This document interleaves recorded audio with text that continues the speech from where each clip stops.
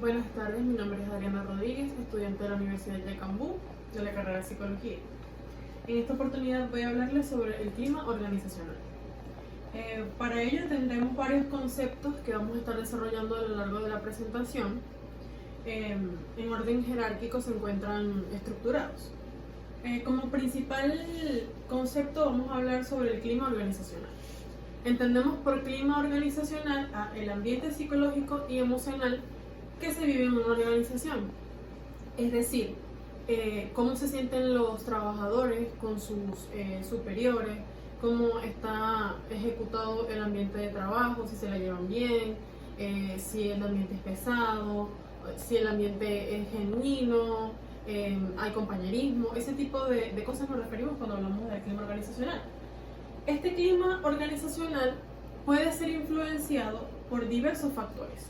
Entre ellos tenemos la cultura organizacional, el estilo de liderazgo, las políticas de recursos humanos, entre otros.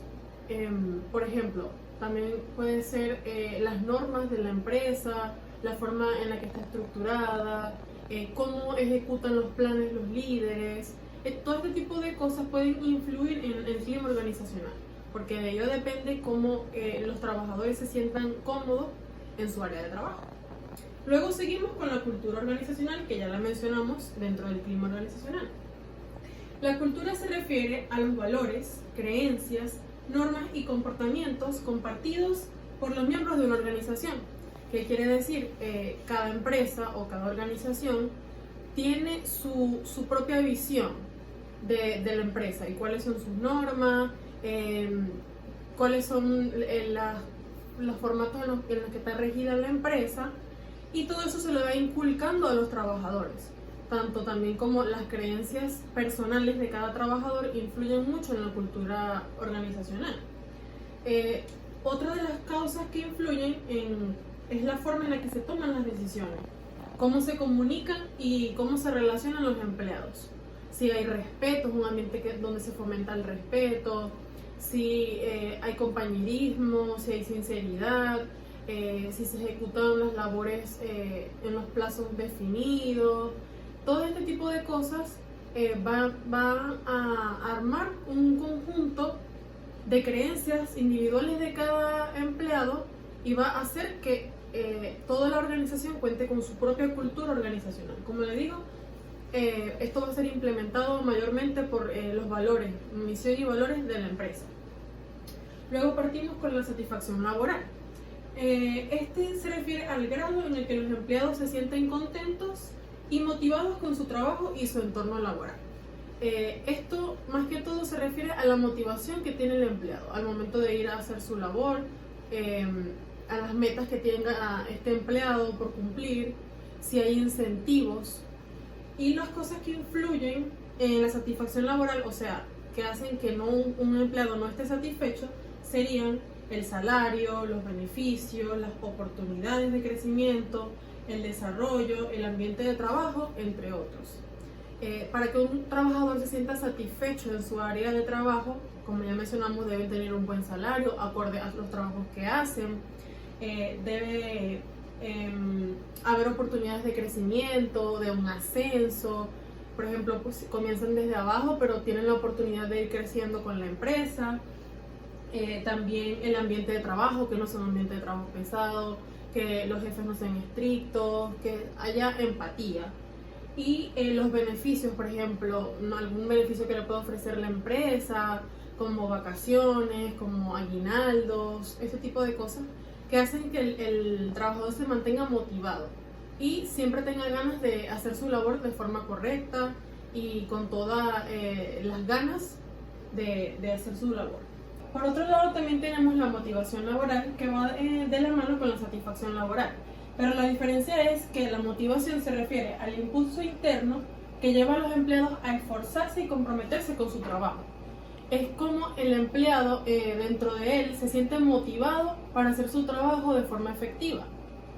Lo que determinan estos aspectos serían el reconocimiento y la recompensa.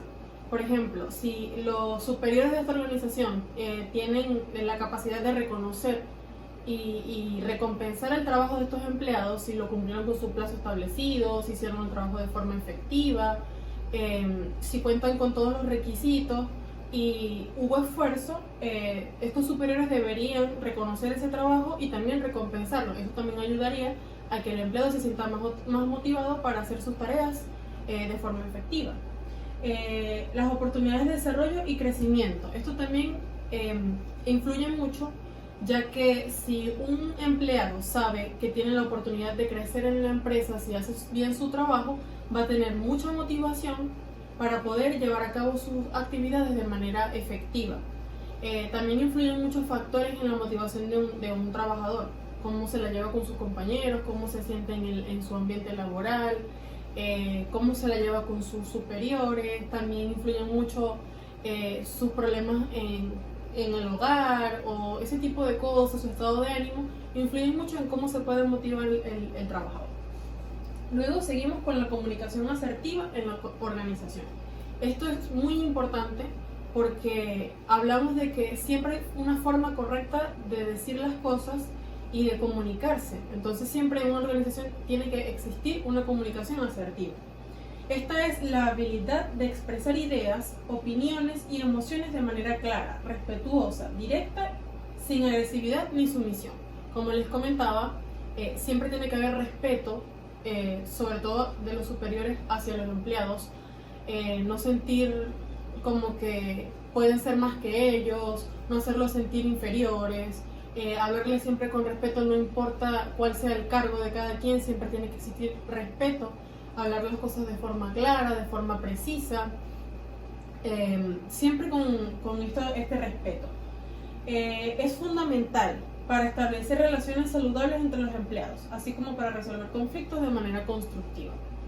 Si no existe una comunicación efectiva, asertiva, como lo comentamos, no va a haber una forma correcta en la que el empleado se pueda comunicar, bien sea con sus compañeros o con sus superiores, y no va a haber un ambiente agradable en el trabajo, va a ser pesado el ambiente porque no hay una forma correcta de comunicarse. Entonces siempre tiene que ser desde el respeto, desde la empatía y siempre sabiendo que aunque hay cargos superiores y otros no tanto, siempre tiene que existir esa igualdad. Luego vamos con el manejo de conflictos. Esto también es súper importante y también va de la mano con la comunicación asertiva, porque si tenemos una buena comunicación, no deberían haber conflictos o deberíamos saber cómo manejar estos conflictos. El manejo de conflictos es una habilidad esencial en una organización para promover un ambiente de trabajo saludable y productivo. Si no existe un buen manejo de conflictos, el momento que se presente algún inconveniente, esto va a causar problemas entre los empleados o entre la organización. Por eso es importante manejar un buen lenguaje, saber cómo expresarse y también mediante la identificación y reconocimiento del conflicto, la comunicación abierta y asertiva, la búsqueda de soluciones mutuamente satisfactorias. Por eso les comentaba que el manejo de conflictos y la comunicación asertiva van de la mano, porque ambas cosas son un conjunto de conceptos que ayudan a que exista un ambiente favorable en el trabajo. Entonces, si hay una buena comunicación, va a haber una buena forma de manejar los conflictos. Luego seguimos con el estrés organizacional. Es el resultado de las demandas laborales y las presiones que experimentan los empleados en el entorno de trabajo. ¿Qué quiere decir esto? Mientras más se sientan presionados en su entorno de trabajo, mientras más fechas límites pongan para la entrega de actividades o X, esto va a hacer que el empleado se sienta estresado. Entonces, aparte de esto, le sumamos el estrés que pueda tener en el hogar. Imaginemos que es un empleado que tiene conflictos en su hogar y entonces todo ese estrés de su hogar lo lleva al trabajo y en el trabajo también es un ambiente estresante, lleno de tareas, lleno de actividades, plazos cortos. Entonces esto va a hacer que el empleado se sienta en estrés, en constante estrés, y esto puede traer consecuencias a la empresa de manera que siempre va a haber empleados que falten al trabajo o que renuncien, entonces siempre va a estar en un constante rotación de empleados, siempre va a haber ingresando empleados nuevos y todo este tema, porque los empleados, mientras más estrés laboral contengan, mientras más demanda, es más fácil que puedan querer irse o renunciar de la empresa. Este estrés puede ser causado por factores como altas cargas de trabajo, plazos ajustados, falta de control sobre las tareas, relaciones laborales tensas y entre otros. Como les estaba comentando, si hay un plazo, por ejemplo, le mandaron a hacer una actividad a uno de los empleados y le dieron un plazo de 2 días y es una actividad sumamente extensa, obviamente esto va a generar presión y va a crear estrés laboral. Entonces siempre hay que tratar de ser como flexible y colocar estas fechas ajustadas a la realidad. En cuánto tiempo realmente se puede ejecutar una tarea, darle el plazo adecuado a un empleado, no sobrecargarlo de actividades, porque imaginemos que le colocamos una actividad hoy que debe entregar mañana, entonces mañana le entregamos otra que debe entregar y así sucesivamente. Va a sentir mucha presión y mucho estrés. Entonces, como les decía, las cargas de trabajo. Luego, las relaciones laborales tensas.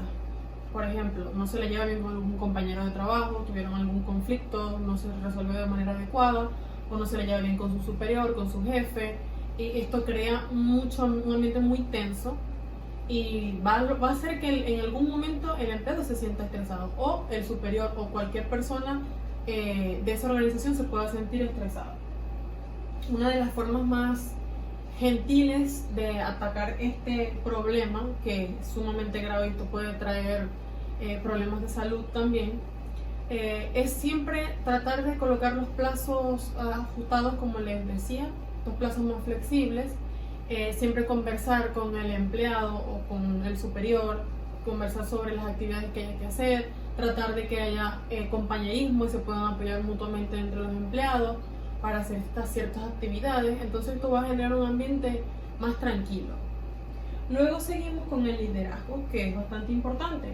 Es un proceso de influencia que implica la capacidad de inspirar, motivar y guiar a los demás hacia el logro de metas y objetivos comunes. Siempre va a haber una persona que sería el líder. Para esto hay que tener ciertas características para cumplir con este cometido, que sería el liderazgo, porque el líder es una persona que tiene influencia hacia el resto del grupo y como que les guía qué es lo que debemos hacer, plantea las opciones, podemos hacer este tipo de actividad, tiene las metas claras, hacia dónde quiere llegar todo el equipo. Entonces siempre como que maneja la situación de una manera correcta. Para poder ser un buen líder implica escuchar y comprender las necesidades y preocupaciones de los demás.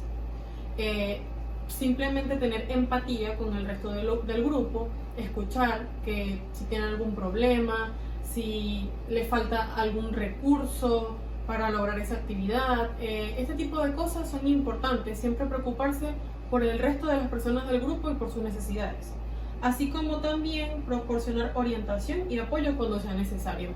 Por ejemplo, si es algún empleado nuevo que no tiene mucho conocimiento de cómo se realizan las tareas en esta organización, o puede ser una persona que sea de menor edad, que no tenga mucha experiencia en el campo laboral, o necesite apoyo de cualquier tipo, bien sea con recursos materiales o bien sea con conocimiento. Entonces siempre es bueno que este líder esté dispuesto a enseñar a su equipo o al resto de la organización y a orientarlos por el camino correcto para cumplir las metas. Esta ha sido mi presentación sobre el clima organizacional. Muchísimas gracias, espero que haya quedado todo entendido.